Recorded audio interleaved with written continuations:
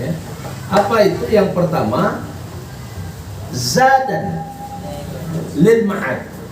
Zadan lil ma'ad. Seluruh aktivitas kita di dunia ini, ya, interaksi sosial kita, hubungan kita sesama manusia, itu tujuannya adalah zadun lil ma'ad, untuk menambah tabungan kita, bekal kita di akhirat. Apa yang kita miliki? Sekarang kita bersosialisasi, apa ya? Kita berinteraksi kan? Tujuannya apa? Boleh lah, enak ya, supaya ada makanan sedikit, minuman sedikit, boleh. Tapi tujuan utamanya adalah zadun lil ma'ad, ya, untuk menambah tabungan kita di akhirat. Jangan sampai ada interaksi kita, ada amaliyah kita di dunia ini yang tidak berorientasi kepada ma'ad, yaumil hisab. Karena itu kerugian yang besar. Pada dasarnya seluruh aktivitas kita di dunia ini Islam, Pak. Ini untungnya kita jadi orang Islam. Seluruh aktivitas kita dalam kehidupan ini sehari-hari itu semuanya bisa kita alokasikan untuk bekal di akhirat. Makan gitu, Pak.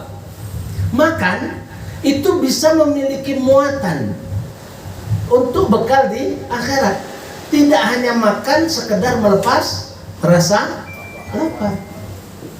Tidur itu pun juga ada muatan untuk bisa kita jadikan tabungan di akhirat.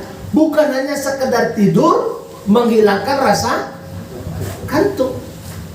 Dan ini yang dituntunkan oleh Nabi kita Muhammad SAW. Makanya Nabi, Pak, dalam setiap aktivitasnya tidak ada yang tidak diiringi dengan doa. Ya, Pak ya. Sampai-sampai hal yang sangat private, ya, kita istinja pun ada doanya. Istinja itu ada doanya. Allahumma hassin farji minal fawahish wa tahhir qalbi minan nifaq. Sampai hal yang sekecil itu bisa bermuatan akhirat. Aktivitas kita yang sangat private, sangat pribadi itu bisa bermuatan akhirat. Karena apa? Karena dikaitkan, dihubungkan, ya, dihubungkan. Jadi sangat rugi sekali kalau seandainya ada aktivitas kita itu yang tidak zadatul lil ma'ad. Makan kita, minum kita, apalagi kerja, kalau tidak dikaitkan dengan akhirat, kerugian besar. Kenapa?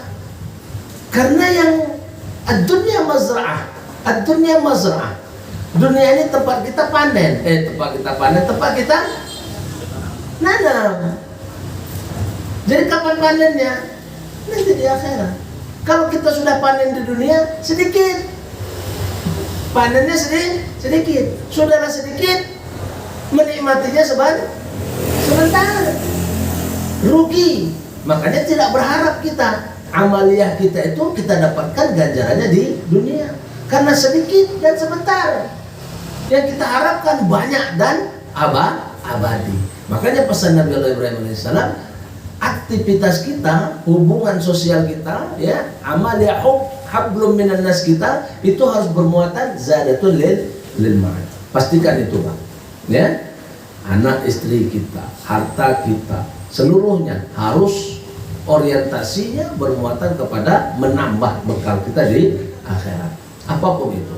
Jadi bukan hanya ngaji, bukan hanya sholat, ya, yang bisa mengantarkan kita selamat di akhirat. Ini aktivitas ini luar biasa ini, ya. Ini Pak Yulianto nyiapkan semua ini. Ini zadatul lil ma'ad ini. Ya, niatnya adalah untuk menambah tabungan di akhirat. Nambah tabungan di akhirat atau tabungan di BSI? Jujur bela. Tabungan BSI boleh juga ditambah, ya. Kok kalau itu kurang terus dan nambah-nambah, pening dia kayaknya. Tidak bisa membikinkan jus hangat lagi, ya. Tidak bisa membikinkan ini. Nah, jadi imbang. Tapi orientasi utamanya harus zadatul lil ma'ad. Yang kedua, mu'natun lil ma'ash. Jadi menghadapi kehidupan dunia ini dalam berinteraksi, berhubungan sama manusia, kita harus serius, Pak. Kita harus serius. Kita berkeluarga serius loh, Pak. Harus serius. Ini mohon maaf, Pak ya. Saya ini mediator di pengadilan agama, Pak. Ya. Saya mediator bersertifikat di pengadilan agama. Semakin lama pernikahan itu sudah semakin kabur kalau menurut saya, Pak. Ya, samar. Sepertinya sesuatu yang tidak ada beban. Ada pasangan yang 2 bulan minta cerai. Masalahnya tahu, Pak? Sepele. Ya, dia tidak merayakan ulang tahunnya, Pak. Bu, kalau tidak dirayakan ulang tahun apa? Gugat. Wah, ini harus serius kita hidup ini. Artinya ada tujuan, ya. Tidak bisa kita anggap kehidupan ini jalan begitu saja tanpa ada perhitungan. Tsumma latus'alunna yauma idzin 'anil na'im. Harus serius kita menghadapi hidup ini. Ya, kita punya keluarga, kita harus serius menghadapinya karena kita adalah pemimpin. Kullukum ra'in wa kullukum mas'ulun 'an ra'iyati. Kita adalah pemimpin dan kita pasti akan dimintakan pertanggungjawaban atas kepemimpinan kita. Serius menghadapi dunia ini bukan berarti serius mencari dunia, tidak ya, tapi serius kita.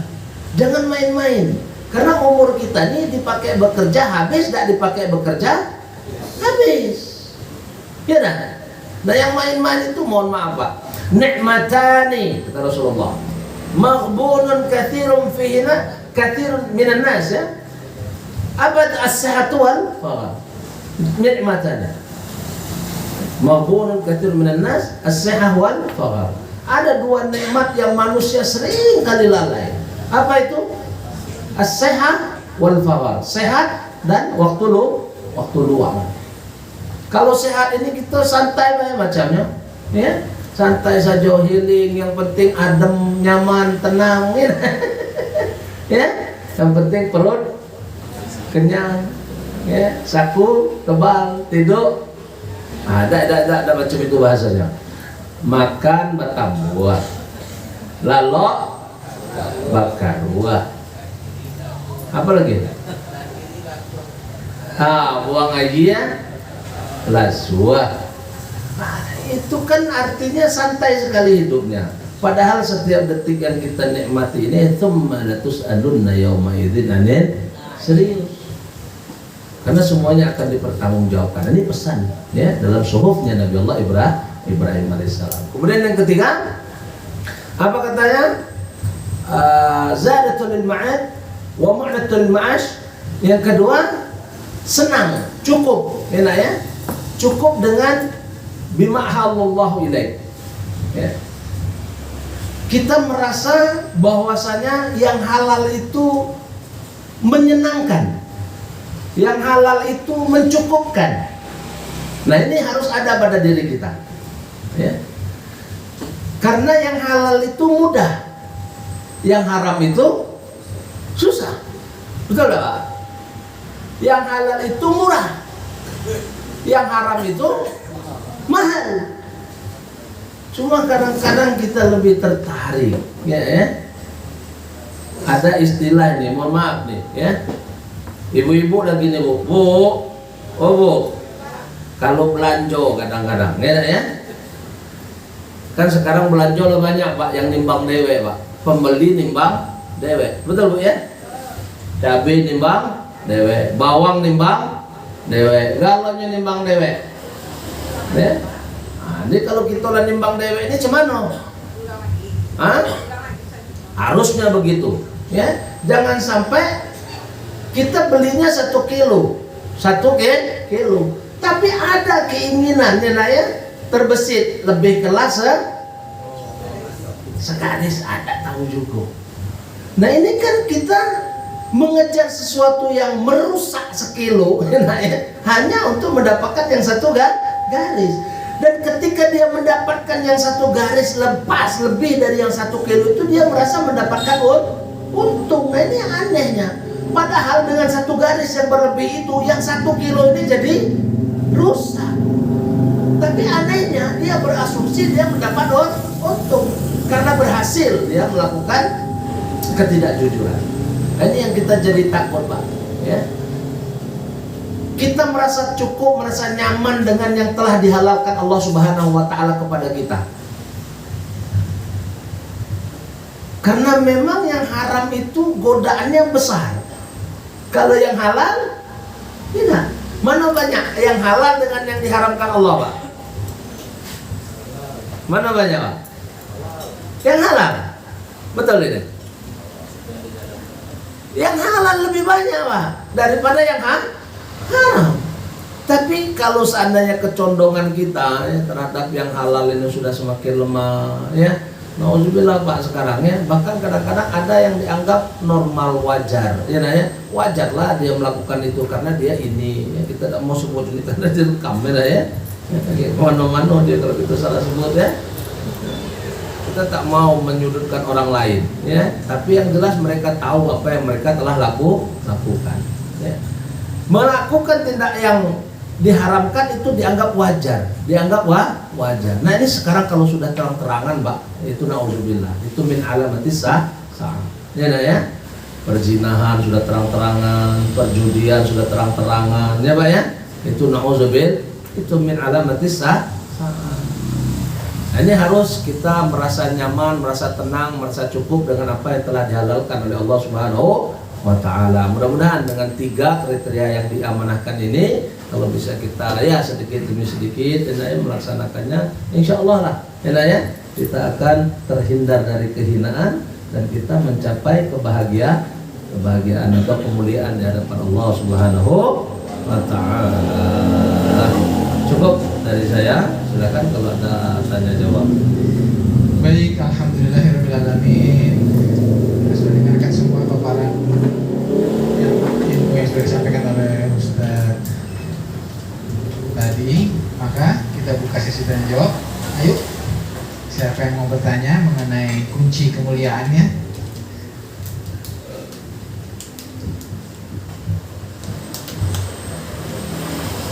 Yang di belakang diam-diam aja nih. Ada yang mau mulai? Pak Imam?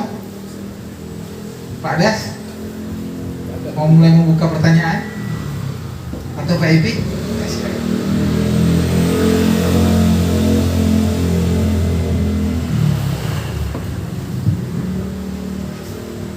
Bismillahirrahmanirrahim. Assalamualaikum warahmatullahi wabarakatuh. Waalaikumsalam. Ustaz, tadi ada dalam satu ceramah Ustaz itu bahwa dalam melayani orang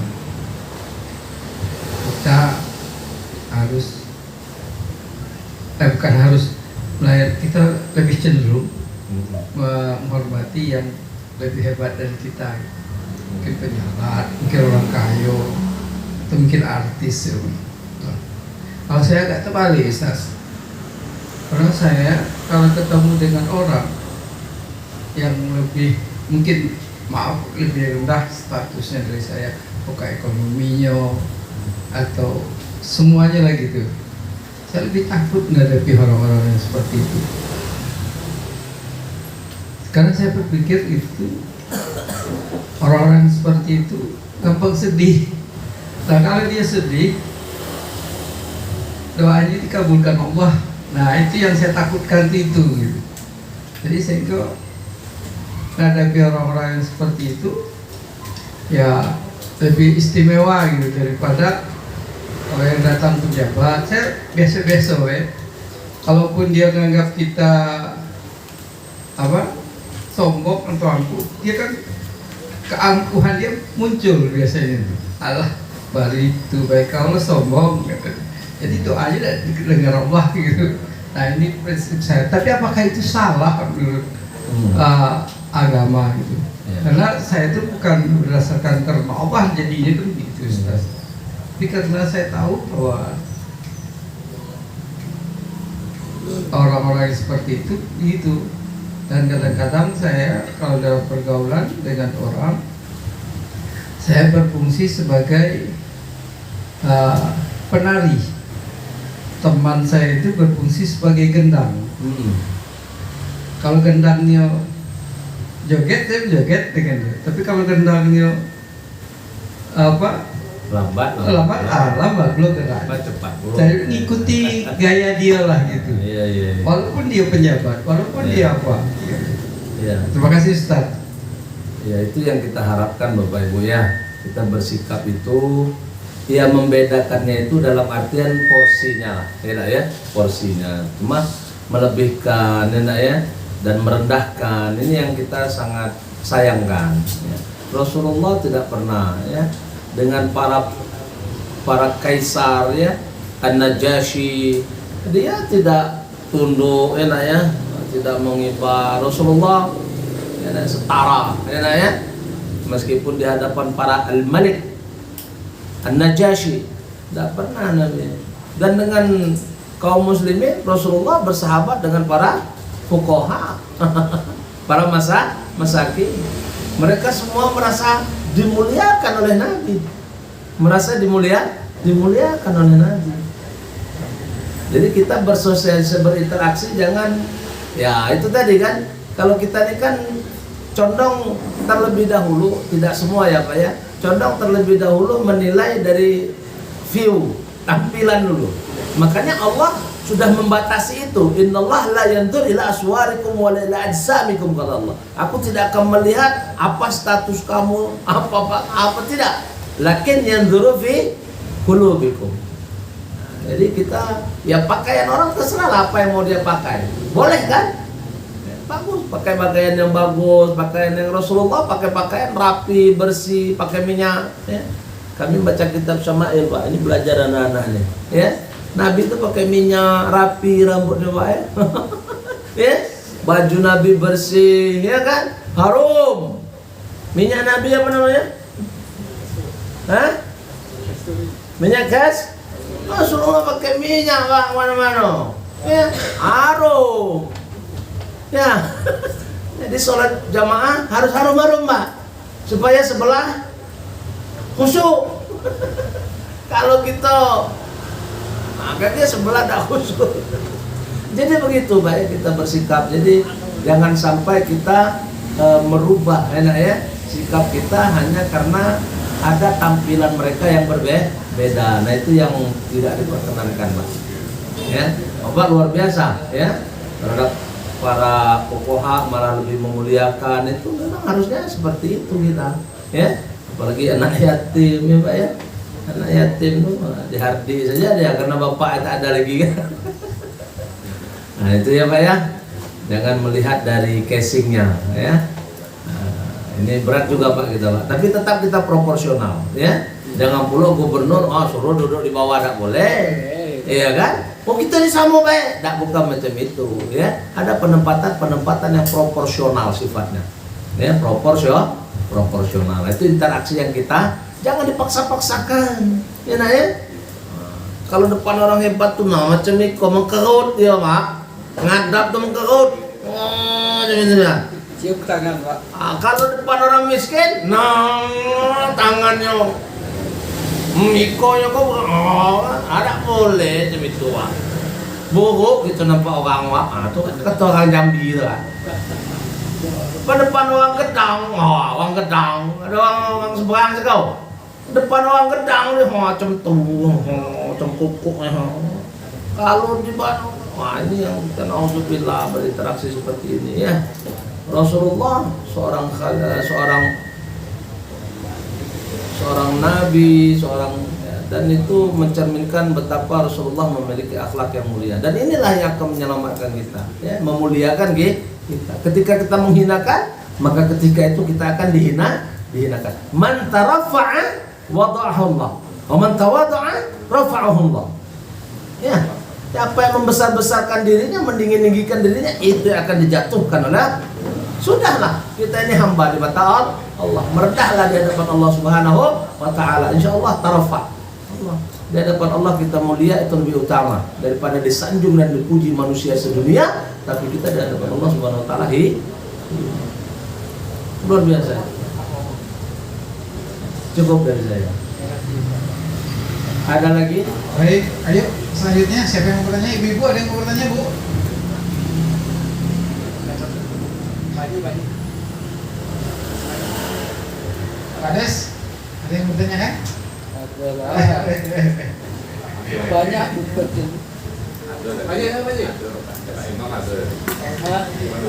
Pak Imam ada lah. Sharing aja kita. Ini materinya materi lama Pak ya. Kita hanya tazkirah saja ya. Tazkirah, mudzakarah, mengulang-ulang. Insyaallah manfaat. Silakan Pak. Bismillahirrahmanirrahim. Assalamualaikum warahmatullahi wabarakatuh. Ustadz dan teman-teman yang dirahmati oleh Allah Subhanahu wa taala. Ustadz, kita bicara mengenai kemuliaan dan kehinaan. Mulia baik, hina tidak baik. Ada orang yang mulia di sisi Allah, tapi hina di sisi manusia.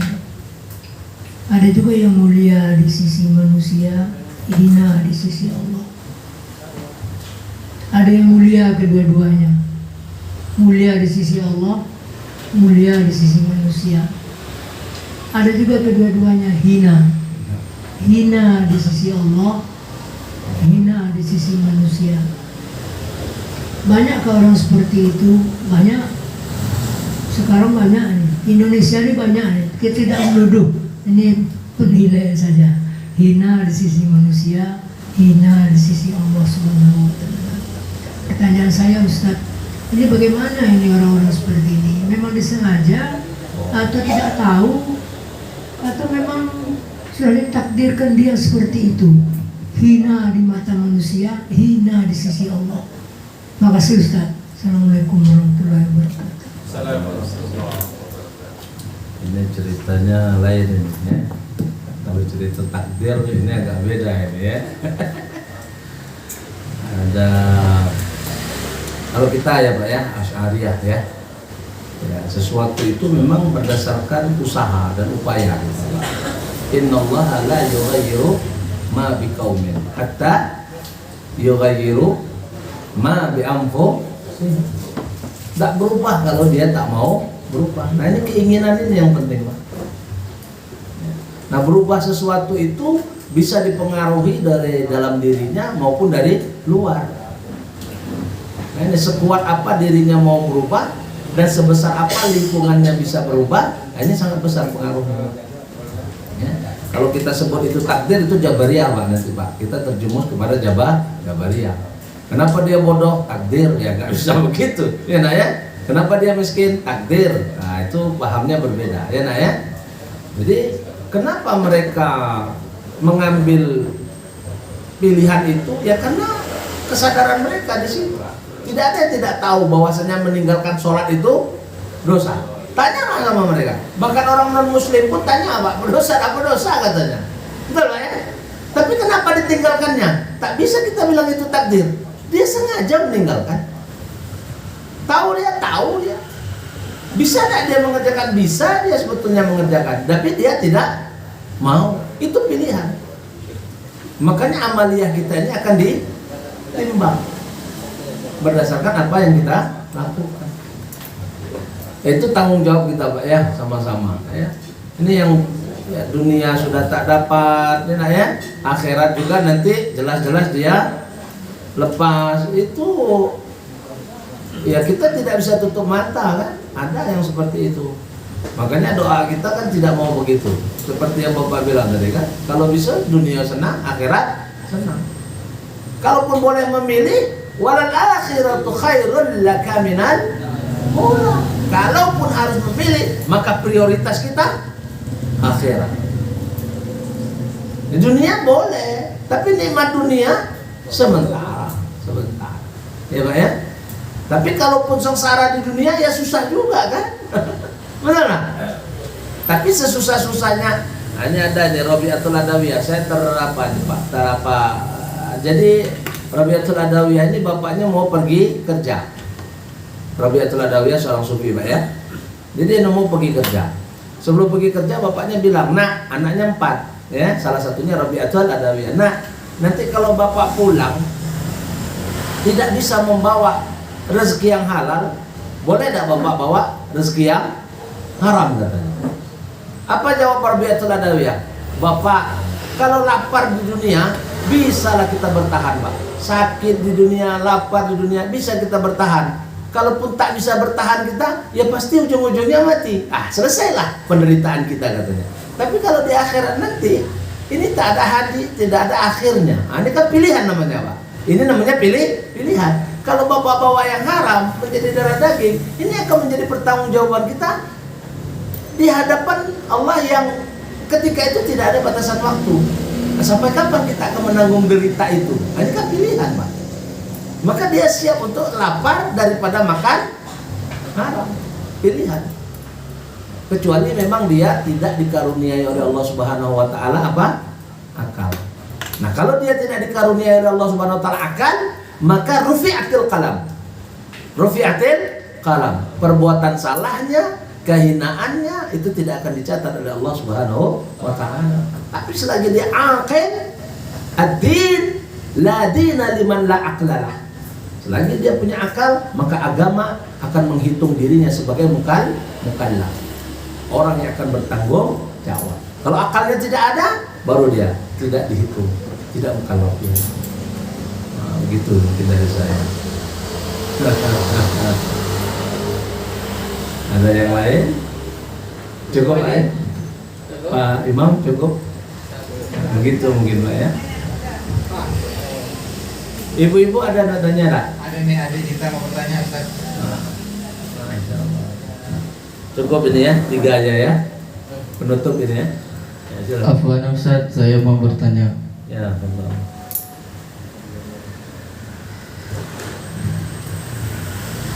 Apa perbedaan antara kemuliaan sejati dan kemuliaan semu? Kedua, apa kemuliaan itu bersifat relatif atau mutlak? Ya. Syukran Ustaz. Assalamualaikum warahmatullahi wabarakatuh. Ini anak kita dari Askop Pak ya. Insya Allah sudah hafal 2 juz ya. Ya, masuk 2 juz ini. Kita doakan anak-anak kita ini ya, bisa pekat pertama menghafalnya dulu ya, baru nanti memahaminya dan sampai nanti bisa mengamalkannya. Ya, siapa namanya? Hah? Fitrah, adalah fitrah. Apakah kemuliaan itu bersifat relatif ya atau mutlak? Kalau kemuliaan yang diukur dengan agama mutlak ya. Seperti Rasulullah itu kan mutlak itu. Kemuliaannya mutlak. Karena apa? Karena dideklarasikan oleh Allah. Wa innaka la'ala khuluqin 'azim. Siapa yang bilang? Allah. Ya kan? Tapi kalau di antara manusia kita, nah ini yang relatif, Pak. Ya, ya. Karena memang kita tidak ada yang menggaransi, ya. Kita ini banyak sudutnya. Ya, sudut ini lebih, sudut ini kurang. Yang galau sudutnya pas, tidak ada. Illa Nabi Muhammad sallallahu alaihi wasallam. Karena garansinya dari Allah.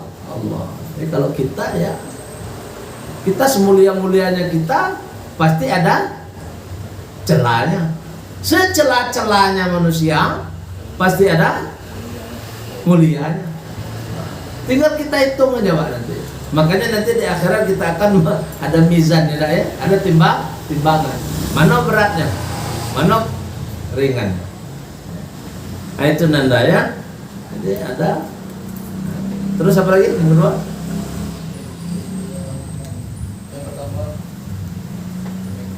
Apa perbedaan antara kemuliaan sejati dan Yang semua itu kemuliaan yang dibuat-buat, ya. Kemuliaan yang dipaksakan, ya. Macam Fir'aun tuh mulia, tapi dipaksakan karena kekuatannya, karena kekuasaannya, ya kan ya. Dia membuat seolah-olah dirinya jadi mulia. Itu kemuliaan semu, ya nah ya. Sangat semu sekali. Kita juga Pak kalau memaksakan diri, ya nah ya. Kita memang ingin dihormati. Siapa yang ingin dihinakan? Tidak ada. Tapi kalau kita maksa orang menghormati, ini lucu ya, betul ya? Nah, ini penghormatan yang semu, kemuliaan yang semu. Ya. Ish kariman, kita hidup harus mulia. Aumut syahidan. Nah, itu ya. Jadi semua ada ya. Ya, jadi kehinaan, kemuliaan ada yang semu, ya. Ada yang apa? Satunya sejati, ya. Nah, ya sejati ada, ya, kemuliaan yang sejati. Nah itu yang kita harapkan, yang kita dapatkan, kemuliaan yang diberikan oleh Allah Subhanahu wa Ta'ala. Ya, baik. Cukup Nanda? Cukup ya. Baik, terima kasih Ustaz. Terima kasih. Semoga kita semua dapat mengambil hikmahnya dan kita amalkan apa yang sudah kita dapatkan pada malam hari ini. Ustaz, untuk penutup